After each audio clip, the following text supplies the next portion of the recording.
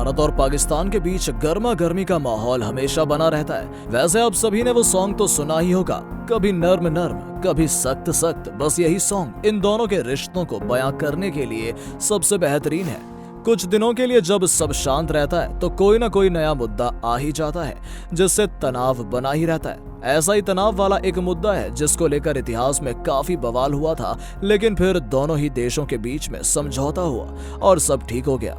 भारत और पाकिस्तान के बीच कोई भी बात हो और उसको जानने की इच्छा ना हो, ऐसा कहीं संभव है भला? तो चलिए मुद्दे पर आते हैं। हाँ दोस्तों, भारत और पाकिस्तान के बीच इतिहास के एक मुद्दे पर बहुत भारी बहस हुई थी, सिंधु नदी जल समझौता। शायद आपने भी इसके बारे में सुना होगा।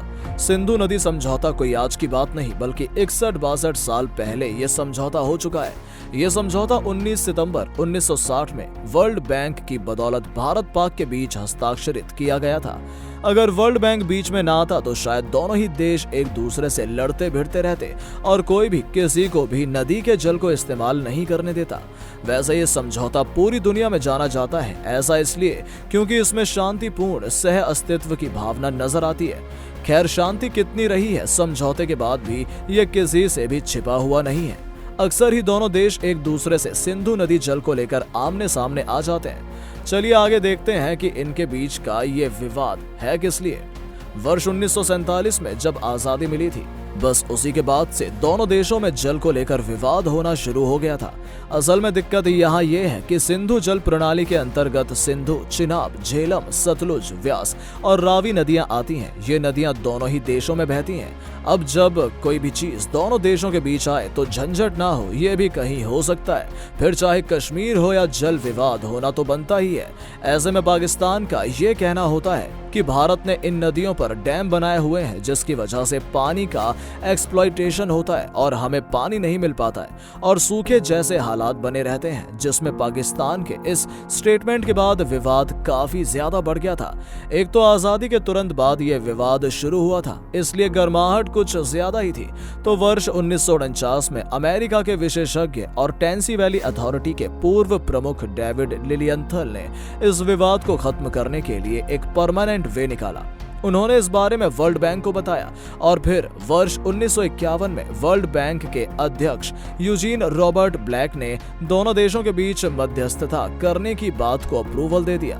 इसी के बाद 19 सितंबर 1960 में दोनों देशों के बीच सिंधु नदी जल समझौता हुआ।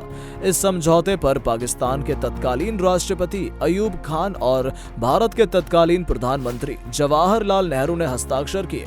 इस समझौते के अंतर्गत भारत से पाकिस्तान जाने वाली 6 नदियों के जल को बांटा गया है। पूर्वी क्षेत्र की जो नदियां हैं, व्यास, रावी और सतलुज, तीनों पर भारत का हक होगा।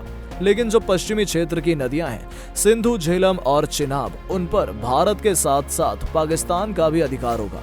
इन तीनों नदियों के 16.80 करोड़ एकड़ फीट पानी में से भारत को बस 3.30 करोड़ एकड़ ही पानी दिया जाएगा, यानी कि कुल मिलाकर बस 20% हिस्सा ही भारत के पक्ष में आता है। सिंधु नदी के समझौते को लेकर दोनों देशों के बीच एक स्थायी आयोग का गठन भी किया गया था।